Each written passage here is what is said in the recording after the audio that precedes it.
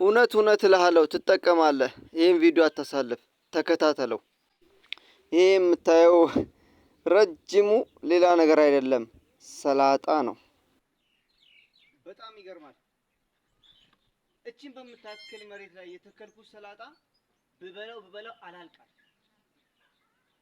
እቺ የምታክል መሬት ግቢ ውስጥ የለም። እቺ የምታክል ሰላጣ ብትዘራ በእውነት እላለሁ ለረጅም ጊዜ ትበላለህ። ቀን በቀን ለረጅም ጊዜ ትነቅለዋለህ፣ አያልቅም። ይሄው አሁን ይሄን አክሏል። ይሄ ማለት ለምንድን የሚፈለገው ካሁን በኋላ ይሄን ልትበላው ይችላል። ይበላል፣ በርግጥ ይበላል።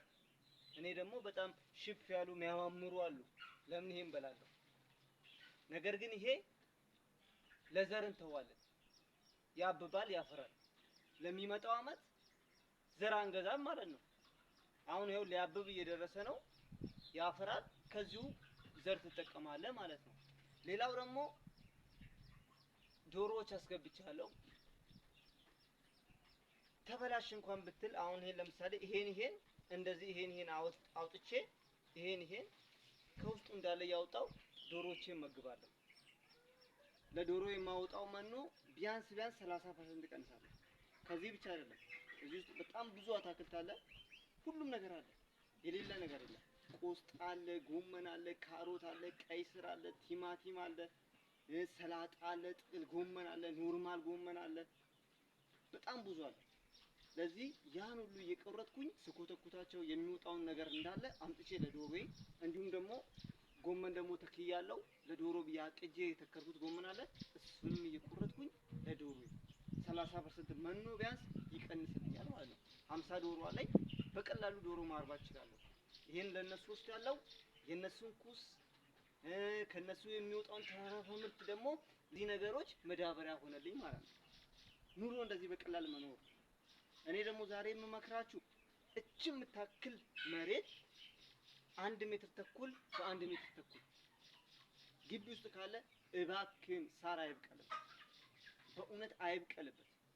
የ20 ብር ሰላጣ ገዝተህ ትከል።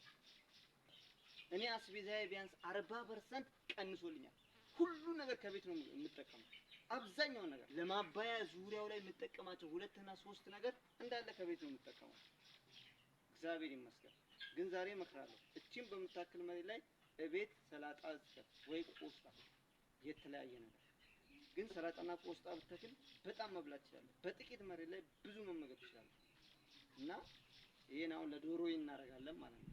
ሌላም ጨማምረን ከታትፈን ወይ እንደዚሁ ደግሞ አንጠልጥለን በገበነ እንሰጣቸዋለን፣ ይመገቡታል። አሳያለሁ።